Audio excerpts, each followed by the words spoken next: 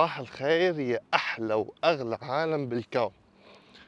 بدي أحكي اليوم عن موضوع كان عم بصير معي كثير وما كنت واعي عليه، وهذا الموضوع بيمنعك تتطور، بيمنعك تزيد ثقتك بحالك، بيمنعك تشوف نتيجة فعلية على الأرض من ناحية ماديات، من ناحية كل شيء.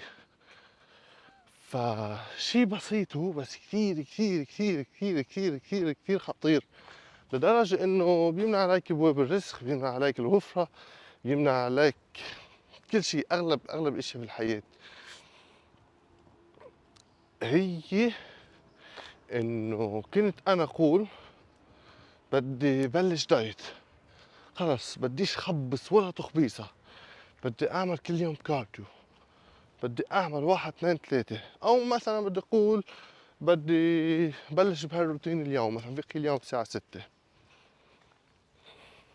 كنت أول أسبوع التزم، ثاني أسبوع قول يلا بلي بكره بلتزم، اليوم ما التزمتش بكره بلتزم، تصير يوم بلتزم بكره بلتزم، اليوم بلتزمش بكره بلتزم، وبتصير بتروح اترك الدايت، واترك مثلا هالروتين الصباح انه اوعى الساعة 6. هذا الشيء كنت مفكره انا شيء بسيط، خلص شو بيأثر، ما يلا تراني الجاي ببلش وبلتزم.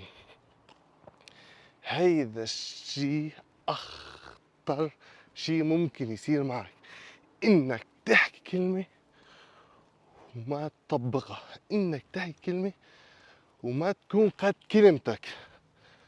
هذا الشيء كثير خطير، لان اول شيء توطى ثقتك بحالك، هاي واحد. اثنين، بتصير تشوف حالك انه انا كذاب مع حالي، اوف ما صعبة انه انت كذاب مع حالك، تصير تبث ترددات، تحس شعور الذنب وتحس شعور العار. فهذا الشيء بصير تخليك تكمش وتجذب اوطى ترددات بالعالم، تجذب اوطى شغلات بالعالم تصير معك، احداث مش منيحة.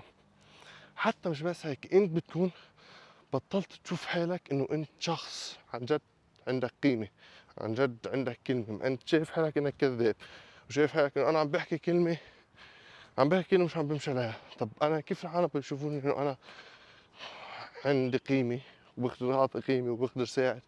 لانك انت شايف حالك فيش عندك قيمة، شايف حالك انك مش صادق مع نفسك، شايف حالك انت انه لك انا يعني مش قد كلمتي. فاخطر شعور بيمنعك تزيد مدخولك، بيمنعك تتطور، بيمنعك تشتغل، بيمنعك تجذب افكار تفتح لك شغل اكثر. هذا صار معي على سنين، مش على يوم ويومين، على سنين على سنين، ومش واعي عليها، وما كنت واعي عليها لمرحلة قعدت افكر بيني وبين حالي، طيب نزار، طب انت عندك هالمعلومات، ليش نتيجة حياتك بعدها ما صارت نفس المعلومات اللي عندك؟ فطلع معي هذا الشيء، طب نزار انت عم تحكي انه بدك تعيش هالحياة، بدك تعيش هاللايف ستايل، كيف عم ترجع تغير وعم بصير معك هيك؟ فوقت وقع هالشي طيرت حياتي. كون قد كلمتك وركز واشتغل والتزم بالكلمة اللي بتقولها، لأن حتغير لك حياتك.